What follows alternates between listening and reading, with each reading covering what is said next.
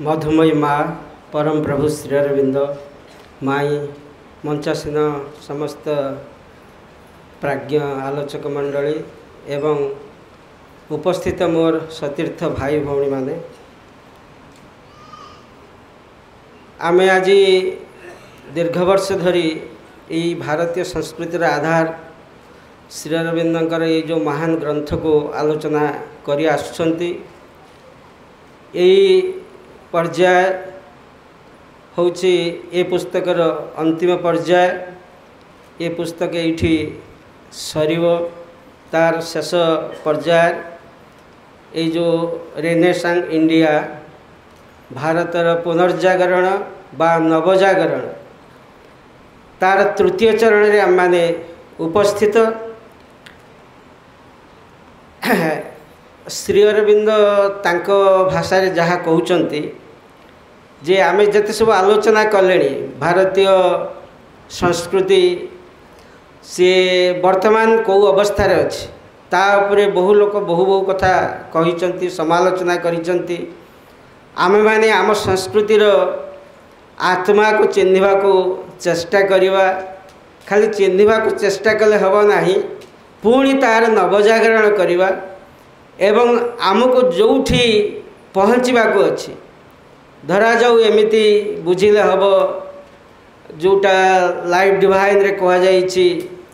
God freedom unity इमोर्टालिटी भगवान आमर सर्वबल अधीश्वर ही रही सर्वनियंता ही रही एवं आम मान भितर एक अपूर्व एकत्व को आम मान अनुभव करुवा एवं एक मुक्त जीवन बंचुवा रामकृष्ण परमहंस भाषा रे बद्ध जीवन आज समस्ते आम कौटी ना कौटी सते जमी बंधा होगी रही बद्ध जीवन बंचुंट किंतु आम मुक्त जीवन टे बंचुवा अमरत्व तार भितर धीरे धीरे फुटी उठी यही भली एक पृथ्वी यही भली एक समाज से भली समाज को जदि आम पहुँचवा को अच्छी से भली समाज को आम ये विकसित करने को अच्छी यही नवजागरण आसवा तार गोटे विधिबद्ध सुपरिकल्पित किछि गोटे रास्ता एपर्यंत फिटी कि बा सेमिति एक चित्र बा नक्साटी कहीं आमको देइछंती कि श्री अरविंद भाषा रे कहीं जड़े द्रष्टा सठिक भाव में यही नवजागरण किभली रूप से प्रकाशित हेबो वर्तमान जावतीय अनवधारित द्वंद्व और संदेहर कुज्झटिका भितर निरूपण करवा एक विराट प्रश्नवाची मात्र बरं ए दिगरे जो सब स्वर उठुची से सबुर एक संगतिपूर्ण निर्यास तोलिबा को प्रयास करा जाई पारे ए पटु हेउ बा से पटु हेउ आमे किछिटा निर्णायक संकेत रे सुराग पाई परिबा। यह सत्वे भी जानी रखिबा जे ए सबु प्रथम संकेत मात्र बरं बहुत किछि लुक्कायित होई रहिछि सामना को आसीबा पाई। आज जहाँ सब आमको सूचना बा प्रस्तावित होई रहिछि ताहार पश्चात यही सब क्षेत्र पाई धर्म हेउ बा आध्यात्मिकता विज्ञान हेउ बा चिंतन हेउ कविता हेउ बा कला समाज हेउ बा राजनीति प्रत्येक क्षेत्र में जहाँ सामना को किछिटा जना पड़ुछि ताहा केवल आरंभर आरंभ मात्र the beginning of the beginnings बोलिकी श्री अरविंद कहउछन्ति। आज पर्यंत कला साहित्य संस्कृति राजनीति समाजनीति जेते जहाँ आम सब अध्ययन करवा क्यों पुरा काल वैदिक जुगर आरंभ करी आज एकविंश शताब्दी आज आम मैंने जो पर्याय पहुँचीचु आम मैंने कहीपर कि सबकि प्रकृत से भली एक व्यवस्थित रूप ग्रहण करिछि बा करने को जाऊँगी बा आमको नक्साटा भल भाव में दिशला जल जल होगी दिशला यही क्षेत्र में विज्ञान को जदि आम परिचालित करवा कला को जदि परिचालित करवा साहित्य को परिचालित करवा आम समाज नीति को जदि परिचालित करवा आम राजनीति को जदि आम परिचालित करवा निश्चित भाव में दिने यही जो उज्ज्वलमय भविष्य जहाँ को आम यथार्थरे संस्कृत समाज गठन बोलिकी कहीपर संस्कृत समाज एक रूपटे बोलिकी कहीपर ये कथा कहारी की भी दिशु ना बहु बहु लोग प्रयास करिसेंति केते ज्ञानी गुणी ऋषि महाऋषि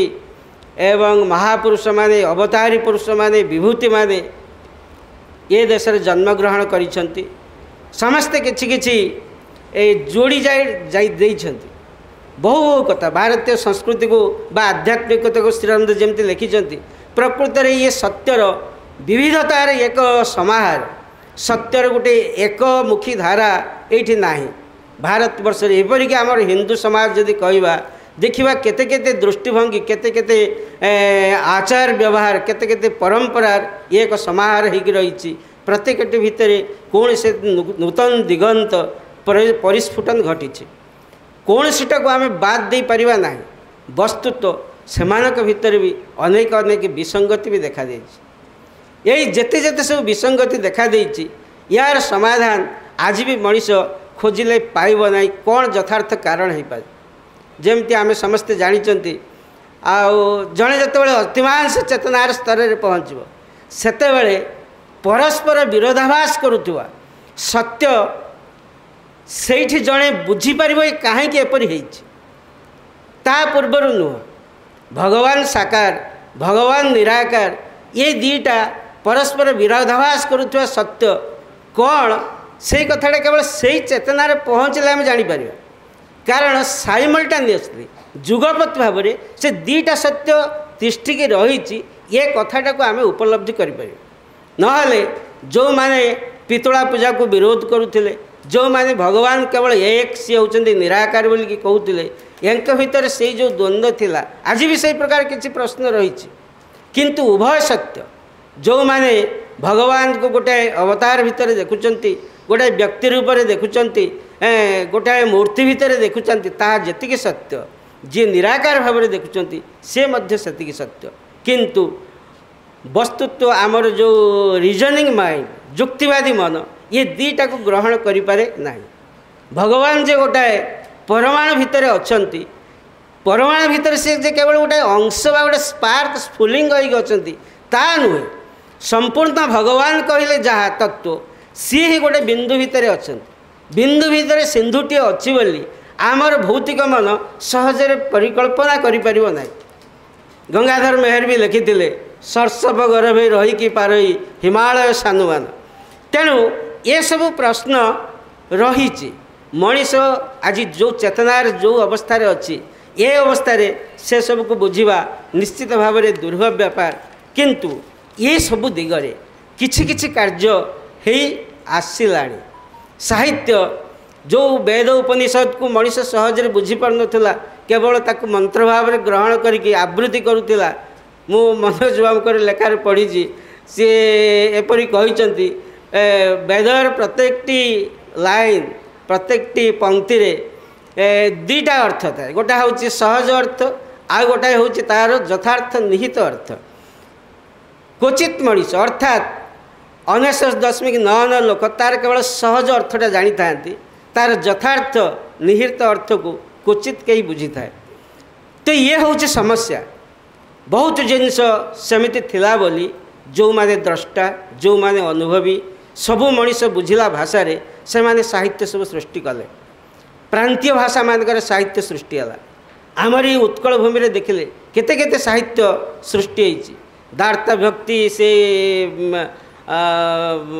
आमर बहुत बहुत एमती सब बही रही जो किसी मौलिक जिनसर अवतारणा करा टीका गोविंद चंद्र यदि सब सब आम पढ़ा देखिपर केते गुरुत्वपूर्ण तत्व केवल कहानी भितर ये साधारण जनजीवन भितर से सब प्रकटित होगापाई उद्यम करा सेतबेलर मनीष जो मैंने पढ़ुले से सब अनुभव कर अनुप्राणित होगी अनेक आध्यात्मिक मार्ग में जाइछन्ति श्री अरविंद कहते जहाँ हेले भी गोटे कथा सुनिश्चित जना पड़ुछि अतीत भारत पर जहाँ होइथिला ठीक सेहीपरि भविष्यतर भारत पर एक आध्यात्मिक प्रेरणा नवजागरण वास्तव तथा प्रारंभिक मुख्य धारा होई रहिबो जुगे जुगे यही आध्यात्मिक भित्तिभूमिटा अतीत भारत क्षेत्र में जितेबाला कि नवजागरण होता नव नव उन्मेष साधित होता सेतबेले ये आध्यात्मिक पृष्ठभूमि से भित्तिभूमि होता भविष्यतर भारत पाई जो नवजागरण संगठित हम सी से आध्यात्मिक भूमि ही हम यहीटा काले काले लेखाई रही आउ कौन से भूमि आम जो नवजागरण कथा कहूँ पुनरुत्थान कथा कहूँ ताहा संभव नुह यहीटा को मूल पिंड बोलिकी आमको धरी नवा पड़ो। श्री अरविंद एठारे चेतई देवाक चाहती आध्यात्मिकतार अर्थ नुहे केउ एक दुरंत दार्शनिक मनीषा बा बिना कार्य स्वप्न देखिबार प्रवृत्ति को सी कहते यहीटा आध्यात्मिक कार्य नुह। एक कथा कहबार कारण टे निश्चय थी श्री अरविंद अनुभव करेंगे। अनेक भावती जे आमे सत्य गुड़ा को पढ़ीचु बुझीचु एवं कहीदे पारुचु बस एतिक भितर आमर आध्यात्मिक कार्य संपन्न हो गला बा आध्यात्मिकता आमर हो गला ना जे पर्यंत ताहा कार्य प्रकट करके देखा जाए ना ये तो श्री अरविंद ब्राह्म समाज कथा कहते आर्य समाज कथा कहते रामकृष्ण परमहंस स्वामी विवेकानंद जो संघ रामकृष्ण मिशन से सब कथा कहुई बहु बहु कथा सब कहुई किंतु मु जानी ता पूर्व एम तो गोटे संघ बा सोसाइटी कले विधिबद्ध भाव में संगठित होगी से कार्यक्रम को तार प्रचार प्रसार कले किंतु ता पूर्व एकक भाव में ईश्वर चंद्र विद्यासागर 1700 रु 1800 मसीहा भितर सी कार्य को आरंभ करते आमे राजा राम मोहन राव को सी सत्यदाह प्रथा उठेले नारी शिक्षा प्रचलन कले जाति प्रथार विरोध कले विभिन्न कथा किंतु ता पूर्व होचंदी ईश्वर चंद्र विद्यासागर रामकृष्ण परमहंस ठारू 2 वर्ष बड़ थे बयस रामकृष्ण परमहंस किंतु जाइथिले तांको पाखु तांको देखा करने साक्षात करने एइथिपाई किछि महानता से देखिथिबे मनीषटा भितर जाइके घरे पहुँचिकी कहते बहु नई नाल पार होकि सागर कूल आसिकी पहुँचले एवं ईश्वर चंद्र कहते एते परिश्रम करके जिते सागर कूल को आसुँचे टिके लुणी पानी चाखिकी जातु से कहते नाई गो तुम कि लवणेर सागर तुम तो क्षीरर सागर तो से मनीष भितर कौन थिला देखा बाहर को साधारण मनीषटे परी किंतु विधवा विवाह उच्छेद करने निजर गोटे पुओ को से विधवा स्त्री सहित बह देते प्रथम गर्ल्स हाईस्कल से प्रथम प्रतिष्ठा करते डाक्तरखाना गाँव में प्रतिष्ठा करते बहु बहु कार्य जो कथा गुड़ाक परवर्ती समय अन्य संस्कारक मैंने कले से सी एकक भाव से कार्य करते एमाने परवर्ती समय संगठित भाव से कार्य कर जेतेबेले पृथ्वी पृष्ठ यही आदर्श सत्य जहाँ आम भितर एक चैत्य भाव में उद्वेलित हो आसुची ऊपर को आमे ताकू केवल ज्ञान आमर कथबार्ता लेखालेखी यारी भितर सीमाबद्ध करदेले आध्यात्मिकता हो जाए ना जेपर्यंत ताकू आमे कार्यतः संसिद्ध न करिचु से श्री अरविंद कहते ये आध्यात्मिकतार अर्थ नुहे क्यों एक दुरंत दार्शनिक मनीषा बा बिना कार्य स्वप्न देखिबार प्रवृत्ति स्वाभाविक भाव में आम मान भितर ताहा हेइछि बोली श्री अरविंद ये कथा लिखिबार आवश्यकता अनुभव करिसेंति। यूरोपीय समालोचक माने भारतर संस्कृति विषय जहाँ कहतु बा व्याख्या करंतु अतीत भारत तार महिमामय पर्यायर सेपरी नथिला बा भविष्य में सेपरी हेब नाही से जो आदर्श को कहूला से आदर्श को नहीं जीवन बंचुला परवर्ती समय तार अवक्षय घटी श्री अरविंद कहते भविष्य से जो आध्यात्मिक युग आसब जो महिमामय युग आसब से सी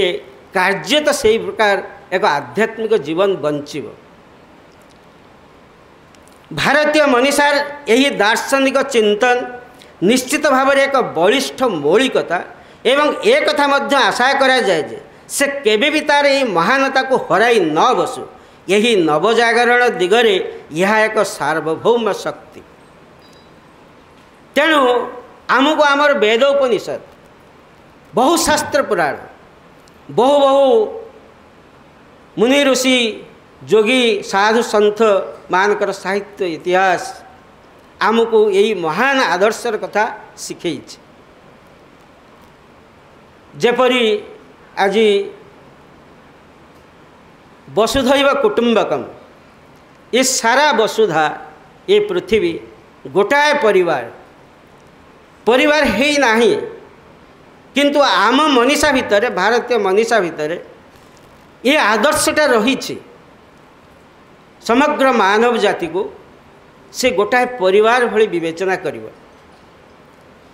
तार शत्रु बोले कई नथिबे समस्त को सी आत्मीय बोल कि अनुभव करुथिबो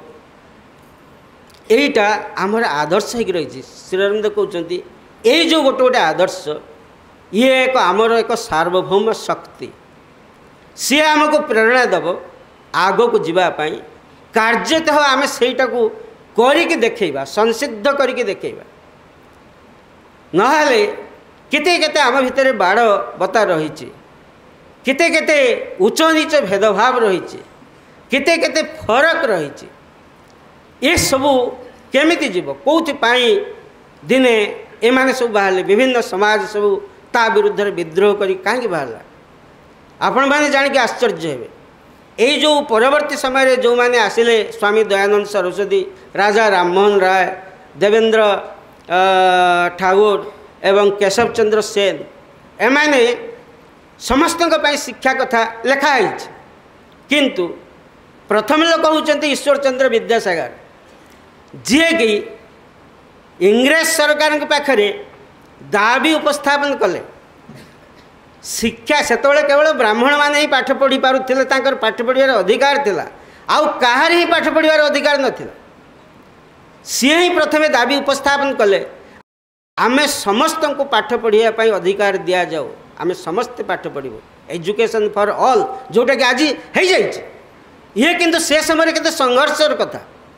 आज सेटा हो जाइए सेतबेले इंग्रेज सरकार बहुत विरोध कले या द्वारा भारतवर्ष विराट गंडगोल हो समस्त को पाठ पढ़िबार अधिकार दिज्व भारतवर्ष विराट गंडगोल होपर केते जण इंग्रेज साहब ए योगदान कले से मिलित भाव में जाकि बड़लाट पाखे उपस्थापन कले ठीक अच्छी जदि आपण समस्त को अधिकार न दिया न दौरान ब्राह्मण को तलुक अच्छा कायस्थ मैंने से अधिकार दिंतु से धीरे धीरे पढ़ू पढ़ू तापर धीरे धीरे आउ तलुक तलुक समस्त को अधिकार दिज्व आउ ये गंडगोल हम ना से न्याय द्वितीय पर्यायर कायस्थ मान को पाठ पढ़ार अधिकार दिगला आपण भावतु आम इतिहास सब जानती नहीं बा क्वचित कहीं जानते आज दिन में जदि से अधिकार दिया जमी महाभारत जुगर आम देखू घटोत्कच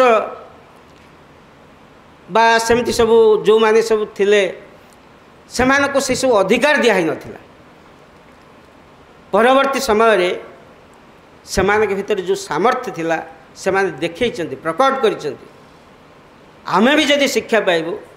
आमे काहारी ठारू कम नुह आमे भी शास्त्र उच्चारण करिपारू आमे भी ज्ञानर व्याख्या करिपारू आमे भी सही ज्ञान को नहीं जीवन बंची पारू यह समस्त पक्षे संभव किंतु आम समाज रे एमिति किछि थिला किंतु श्री अरविंद कहउछन्ति आधुनिक यूरोपर फरासी जर्मानी मानकर प्रगाढ़ मानस मंथन निःसृत भौतिक विज्ञान यही दर्शनर भूमिका नहीं जहाँ ठारू भारतीय दर्शन बहुत दूर अर्थात पाश्चात्य दुनिया रे दर्शन कहले से माने ये जो मटेरियल साइंस भौतिक विज्ञान जो परिप्रकाश तार जो विकास घटी से माने दर्शन कहले वस्तुत्व ताहा ही बुझंती गणित विज्ञान जो सत्यता सब परिदर्शित हैला परवर्ती समय बा सेतबेल को जहाँ होता से माने ताको ही वस्तुत्व दर्शन कहले कहवा बुझुते श्री अरविंद कहते यही भौतिक ज्ञान तार आध्यात्मिक उपलब्धि पाई एक अत्यावश्यक बौद्धिक पहंच हो रही जदि यही भौतिक विज्ञान विकास घटी न था जहाँ को से वस्तुत्व दर्शन बोलिकी कहते भारतीय माने किंतु दर्शन कहले यही भौतिक विज्ञान विकास को दर्शन बोलिकी भाव नुले सेमाने ये आध्यात्मिक विकास को दर्शन बोली भावुले। श्री अरविंद ये लिखिं जदि यूरोपीय मानकर यही भौतिक विज्ञान विकास न घटा से माने यही जो आध्यात्मिक विकास दर्शन पाखक पहुँची पारि न थांते। जदिओ परवर्ती समय यह ताकू जीवन ठारू दूरे नहीं जाइथिला तथापि यह भारतीय संस्कृतिर मौलिकता नथिला। आद्य वैदिक अनुष्ठान रे हेउ बा परवर्ती काल रे हेउ जेपरिक गीता जहाँ तार बलिष्ठ तेजस्वी बौद्धिक सृजनशीलतार कार्य पर्यायर देखा जाइथिला। बौद्ध धर्म एपरी एक दर्शन जहाँकि प्रथमे जीवनर मूल्यबोध को संदेह कला। केवल एक बौद्धिक दृष्टिकोण ही ता से करिथिला बरं तार क्रियाशीलतार तार नैतिक और आध्यात्मिकतार यह एक नुआ मूल्यबोध देला। एक बलिष्ठ तेजस्वी तथापि एक मधुर भद्र आदर्शवाद मानव जीवन प्रति जहाँकि खूब शक्तिशाली होई पारिला जीवन समाज और राजनीति क्षेत्र में। आम माने समस्ते बुद्ध साहित्य पढ़िथिबा समग्र पृथ्वी रे बुद्ध साहित्य को नहीं तार किंवदंती तार कहानी जीवनचर्या को नहीं दुईटा उपन्यास लिखाई। भारतीय मान लिखि नथिले जड़े कार्ल गेरलव आउ जड़े हेर्मस हेस। गोटाए हूँ यात्री कामनित आउ गोटाए हूँ सिद्धार्थ। ये दुईटा पुस्तक सिद्धार्थ तो होती पिक्चराइज कराई। यात्री कामनित आपण मान भर जब कहीं पढ़ी थे बोध हुए मत लगुच चित्त भाई तार ओडिया अनुवाद करथिले सुभद्रानंदन यही ना रे। तो ये दुईटी पुस्तक जदि आपण मैंने पढ़े कितने उच्च कोटीर साहित्य दुईटा बही नोबेल पुरस्कार पाइला। भारतीय किंवदंती आधारित यही बुद्धदेवंकर जीवनचर्या कहानी किंवदंती को नहीं ये दुईटा भारतीय साहित्य संस्कृतिर कथा ताकू नहीं कि ये दुईटा पुरस्कार नोबेल पुरस्कार पाई। किंतु यार सब अथर थे यूरोपीय कितने उच्च कोटीर ये साहित्य। यात्री कामनित तो मैं देखिली अधारू अधिक से बहिर केवल ब्रह्मलोकर वर्णना रही। आप भावतु आम आम साहित्य कुत्रा भी से सब जिनस लक्ष्य करवा नहीं कितने उच्च कोटीर कथा से ता भितर रही। जीवन दर्शन किभली रही साधारणतः मानवीय जीवनचर्यारू केमती एक उच्च कोटीर जिनस को मनीष देखिपार संदर्शन कर तार छत्र छत्रे तार सब परिप्रकाश रही। बही को पढ़ा को आरंभ कले आप छाड़ी पारे दे कितने मधुता भितर भर्ती होगी रही। ये हूँ विभिन्न पर्यायर से मैंने आसी भारत वर्ष रे आओ तार सब प्रचार प्रसार घटी जनमानस रे तार प्रभाव पड़ी। किंतु एमिति देखा भी देइछि जे एठी बहु बहु कथार मेलन रे आउ किछि गोटे कथा गढ़ी उठुछि। भारतीय मनीषार यह एक सहजात प्रवृत्ति मध्य जे आत्मा और सत्य को खूब निबिड़ भाव में उपलब्धि करवा एवं यथाशीघ्र जीवन को तदनुजाई पुनर्गठित करवा यहीटा हूँ भारतीय मनीषार गोटे सहजात प्रवृत्ति। से सबुबले चाहब सत्य कौन आत्मा कौन सेटा को उपलब्धि कर उपलब्धि कर सारा पर सी चाहब लोकसंग्रह से गोटे शब्द प्रयोग करती लोकसंग्रह जार अर्थ हूँ से जो उपलब्ध सत्य को आत्मा को यही जनमानस मनीष मान भितर समाज भितर ताको केमिति कार्य करिकी देखई हब तार एक दृष्टांत होगी बंचवा ता हूँ लोकसंग्रह। यही गुड़ाक भारतीय मनीषा सहजरे करे। भारतवर्षर समस्त महान जीवनधर्मी आंदोलन आरंभ होउछि किछि नुआ आध्यात्मिक चिंतनरू बा साधारणतः किछि नुआ धार्मिक कार्यकलाप को अवलंबन करी श्री अरविंद ये कथा लिखिछन। तेणु जितेबले कौन गोटे नवजागरण देखा ता पश्चात एक आध्यात्मिक आदर्श रही एवं ता सहित रही किछि धार्मिक कार्यधारा एवं सही कार्यधारा सबको लेकिन जो